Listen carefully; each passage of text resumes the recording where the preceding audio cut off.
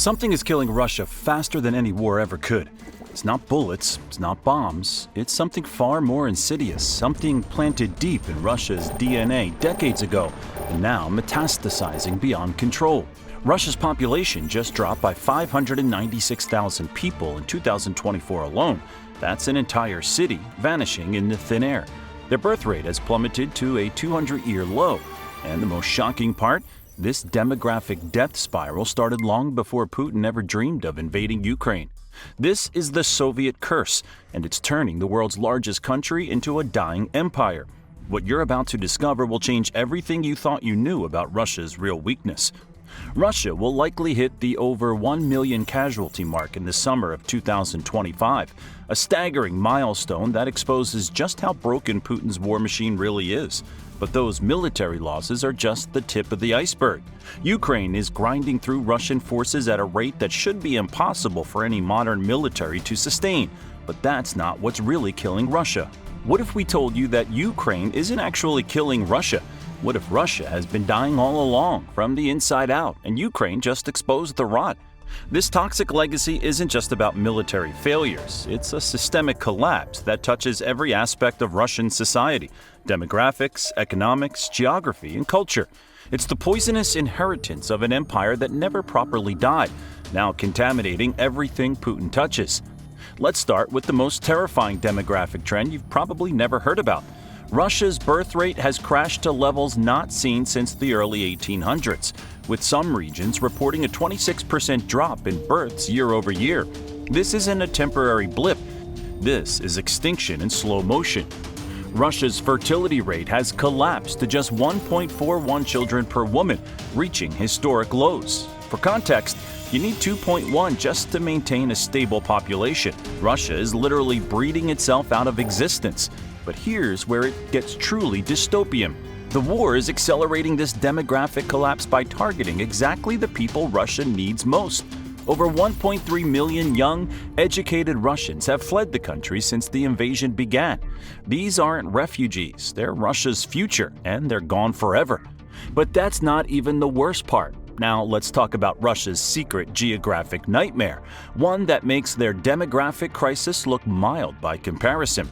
Russia spans 11 time zones, making it the world's largest country. Everyone knows that. What they don't know is that this vast territory is becoming Russia's death trap. Siberia is literally melting away beneath them. Permafrost that's been frozen for thousands of years is turning to mud, and with it, Russia's infrastructure is collapsing in real time. Climate change is affecting Russia 2.5 times faster than the global average, and even up to 4 times faster in parts of Siberia, turning their greatest geographic asset into their greatest liability. Buildings collapse, roads buckle, railways warp like toys in the sun.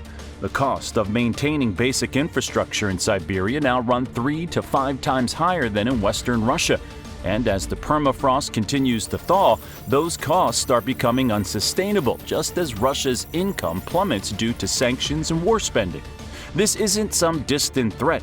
This is happening now, dismantling Russia from within while Putin burns through his military in Ukraine.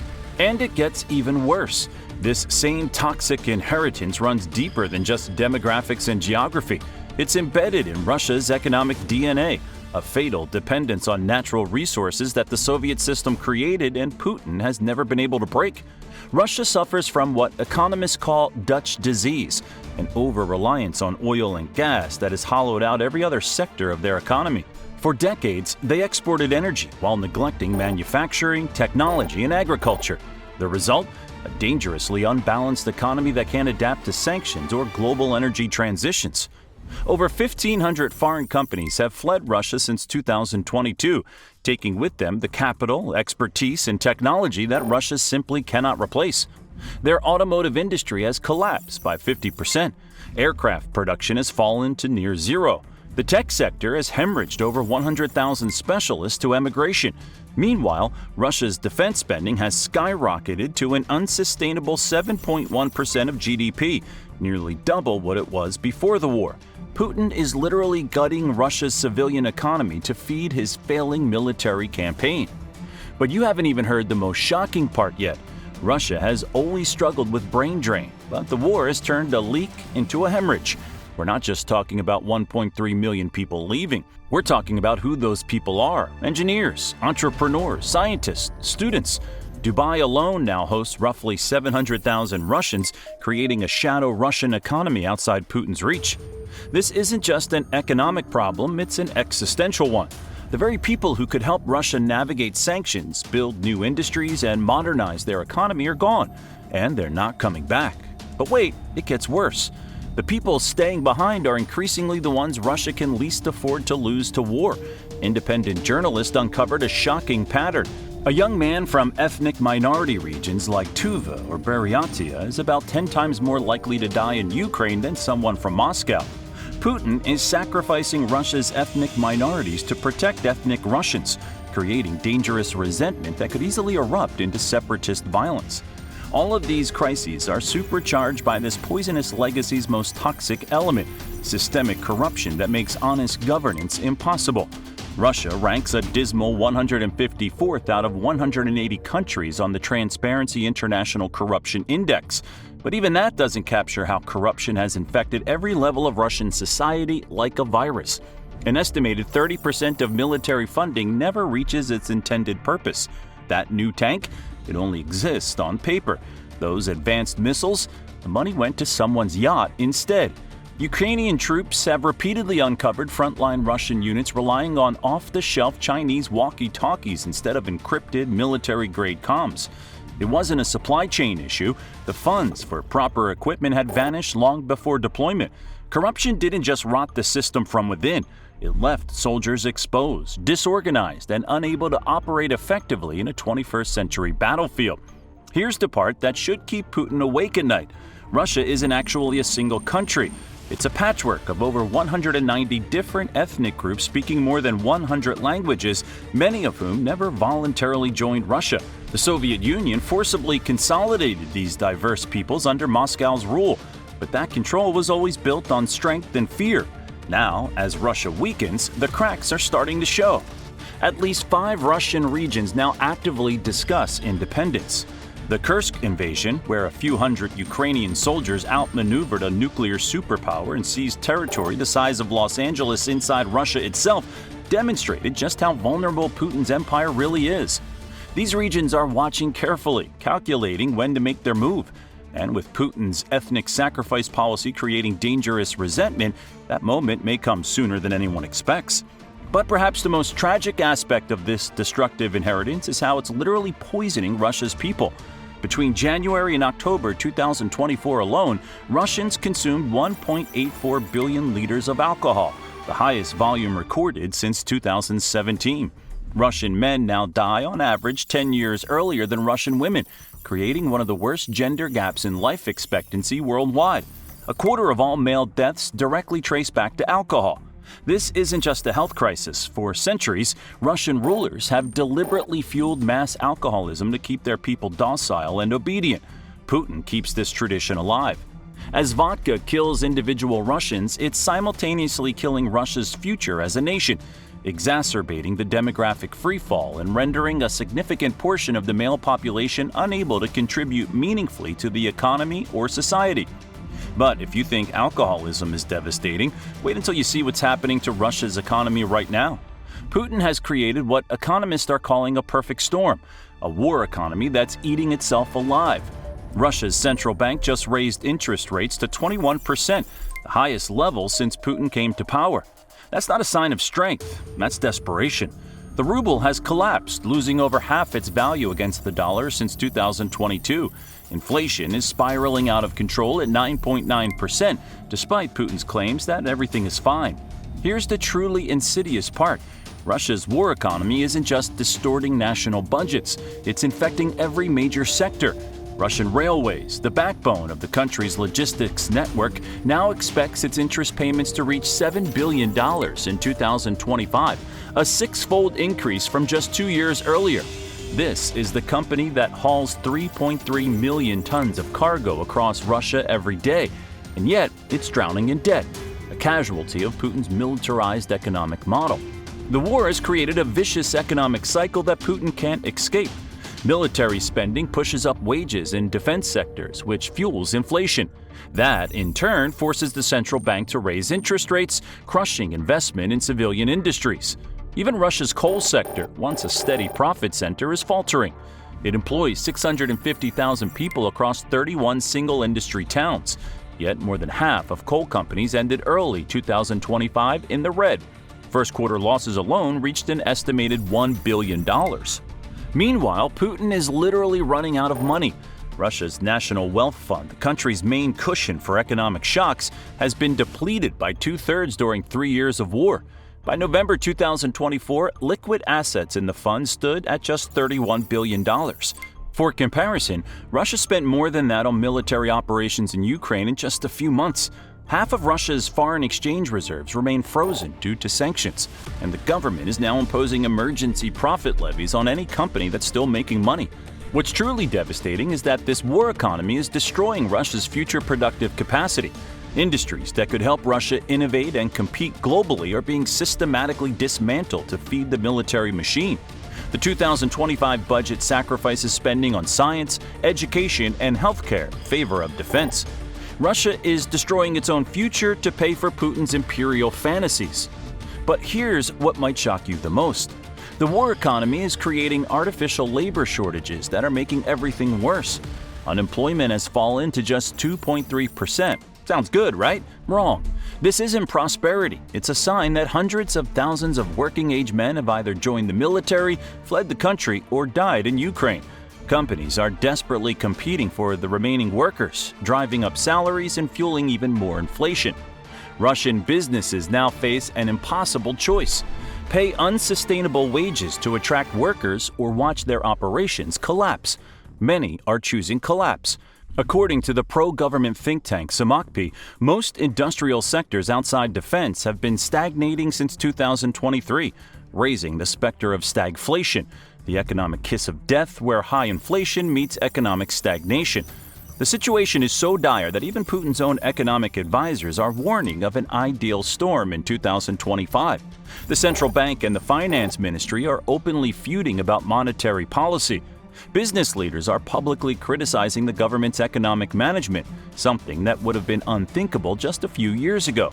And then there's the infrastructure nightmare that's getting almost no international attention. Russia's vast territory, which Putin loves to boast about, is literally falling apart beneath their feet. This isn't just about permafrost thawing in Siberia, though that's catastrophic enough. This is about a country whose basic infrastructure was built during the Soviet era and is now crumbling faster than it can be maintained. According to Russia's own Environment Ministry, over 40% of buildings and infrastructure in permafrost regions have already suffered damage. We're talking about 75,000 kilometers of oil and gas pipelines built on ground that's turning to mud. The Russian Academy of Sciences estimates that Russia has $250 billion worth of infrastructure at risk from permafrost thaw alone. That's more than Russia's entire annual defense budget. The costs are staggering and accelerating. Emergency repair expenses for railways, roads, and pipelines in Siberia have tripled since 2020. One dramatic example came in July 2024 when a major segment of the Baikal-Amur main line, Russia's strategic rail artery linking the Far East to the West, was warped by thawing permafrost. Rails shifted nearly 2 meters, forcing a complete rebuild. The project took 3 months and more than $50 million to restore just 12 kilometers of track. But it's not about the cold regions. Russian infrastructure is failing everywhere after decades of underinvestment and corruption. In 2025 alone, several major bridge collapses caused fatalities and widespread disruption. While some were the result of Ukrainian strikes, others stem from structural failure, exposing how fragile and overstretched the country's infrastructure has become. These are not isolated incidents, but symptoms of a system prioritizing war over maintenance and safety. The Trans-Siberian Railway, Russia's lifeline connecting its western population centers with its eastern resource wealth, experienced over 30 major disruptions due to infrastructure failures in 2024 alone. Each disruption cost millions of rubles and undermines Russia's ability to move troops, equipment, and resources across its vast territory. Russian railways, once a pillar of the country's economy, is now drowning in debt. With interest payments projected at $7 billion in 2025, 6 times higher than just 2 years ago, the company has slashed profit forecasts and deferred critical maintenance. It's a clear sign of how war spending is hollowing out the rest of the system. This infrastructure crisis creates a feedback loop that accelerates Russia's decline. Poor infrastructure makes economic development more expensive and less attractive to investors. That reduces tax revenues, which limits the government's ability to maintain infrastructure, which makes development even more expensive. Meanwhile, climate change is accelerating the deterioration of infrastructure built on permafrost, while sanctions limit access to the foreign technology and expertise needed for repairs and upgrades. The human cost is enormous. Entire Siberian communities are becoming uninhabitable as buildings collapse and services fail. The population of Russia's eastern regions has decreased by nearly 500,000 people since 2022, about 3% of the total. Young people are fleeing for Western Russia or leaving the country entirely, leaving behind aging populations in crumbling towns. This mass exodus from Russia's resource-rich regions creates a cruel irony. Russia controls vast mineral wealth that could theoretically make it prosperous, but it lacks the people and infrastructure needed to extract and transport those resources profitably. The cost of operating in these remote, hostile environments are skyrocketing due to infrastructure failures and labor shortages, making Russian resources increasingly uncompetitive on global markets. But perhaps the most humiliating aspect of the Soviet curse is how it's forcing Russia into the arms of China as a junior partner. By the end of 2022, Russia has become one of the most dependent economies on China, second only to North Korea. Before the war, China accounted for 25% of Russian imports. Now it's 40%, and China buys the majority of Russian energy exports at heavily discounted prices. The numbers tell the story of Russia's humiliation. China is buying Russian crude at prices 16 to 17% lower than what Moscow charges other nations. Russian gas flows to China at just $261 per 1,000 cubic meters, a steep discount that reflects Russia's weakened bargaining power, with prices expected to remain up to 28% below former European rates through at least 2027. Nearly 90% of Russia-China trade is now settled in yuan and rubles, marking the dollar's retreat and China's growing financial dominance. Since 2024, the number of companies with Chinese co-owners in Russia has grown by 32%. Chinese firms are essentially buying up Russian assets at fire sale prices, while Russia has no choice but to accept whatever terms Beijing offers. This is in partnership its economic colonization. Russia is becoming China's resource colony, selling raw materials cheap and buying finished goods expensive, exactly the relationship European powers once imposed on their colonies. Now here's where Russia's collapse becomes a global problem. Russia possesses approximately 5,889 nuclear warheads, the largest arsenal on the planet. As the regime weakens, Putin has increased nuclear threats to levels not seen since the Cuban Missile Crisis. In 2025, Russia lowered its nuclear threshold doctrine, explicitly stating it would consider nuclear weapons use if faced with conventional threats to the state's existence. The vague wording sent shockwaves through Western intelligence agencies. The safe maintenance and control of these weapons requires a stable, skilled workforce, precisely the demographic being decimated by alcoholism, economic collapse, and war. All of these crises, demographics, geography, economics, corruption, separatism, alcoholism, are now colliding head-on with the external pressures of sanctions and war, creating a perfect storm that threatens to accelerate Russia's decline exponentially. Roughly $300 billion of Russia's foreign currency reserves were frozen by Western sanctions after the 2022 invasion, assets the Kremlin still can't access. Oil and gas revenues, which once accounted for 45% of Russia's federal budget, have fallen by 28% since Western sanctions took effect. Europe, which once depended on Russian gas for 40% of its needs, has slashed that dependency to less than 13% as of early 2025. This isn't a temporary setback, it's the permanent loss of Russia's most profitable export market, one it spent decades and billions of dollars building pipeline infrastructure to serve. And the outlook is even grimmer. The European Union has formally proposed a complete ban on Russian gas imports by the end of 2027. The evidence is overwhelming. Russia isn't just losing in Ukraine, it's losing the ability to exist as a unified state.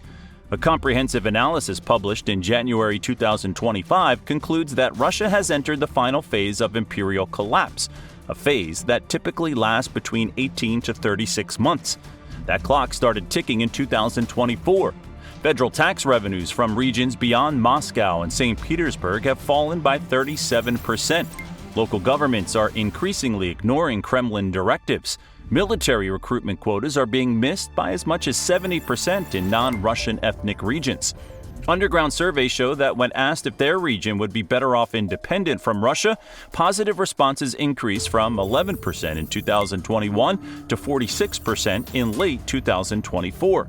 The Russian Federation is disintegrating before our eyes. But here's the silver lining that Putin desperately doesn't want you to see. Russia's collapse is removing one of the greatest obstacles to international stability and democratic progress. For decades, Putin's Russia has been the primary destabilizing force in global politics. It has interfered in Western elections, launched cyber attacks on critical infrastructure, assassinated dissidents on foreign soil, and invaded sovereign nations. As Russia's ability to project power collapses, the world is witnessing something remarkable. NATO has expanded by adding Finland and Sweden, increasing the alliance's border with Russia by 1,340 kilometers. NATO members agreed to boost their military spending to 5% of GDP. Support for Ukraine has united the Western world to a degree not seen since the Cold War. The statistics tell the story of democracy's resilience against authoritarianism. While Russia crumbles under the weight of corruption, tyranny, and imperial overreach, the democratic world is growing stronger, more unified, and more determined to contain authoritarian threats. This isn't just the story of Russia's collapse, it's the triumph of freedom over tyranny, of rule of law over the rule of strongmen. Russia's demographic death spiral, economic stagnation, military decimation, and collapsing global influence aren't separate crises. They're interconnected symptoms of a state in terminal decline, accelerated by the very Soviet legacy Putin glorifies. This destructive inheritance isn't coming for Russia. It's already here. It's been here all along, slowly strangling Putin's empire from within while he plays nuclear roulette with the world. The question isn't whether Russia will collapse. The statistics prove it beyond any reasonable doubt. The question is how messy that collapse will be, whether the nuclear arsenal will remain secure as the empire crumbles. Russia as we know it won't survive this decade. This toxic Soviet inheritance will see to that. So what do you think? Is Russia's geographic predicament truly inescapable? Could technological breakthroughs or political reforms alter this trajectory? Or are we witnessing the beginning of the end for Russia as a unified state? Let us know what you think in the comments below, and make sure you watch How Vodka Destroyed Russia and subscribe to our channel so you don't miss any of our upcoming videos.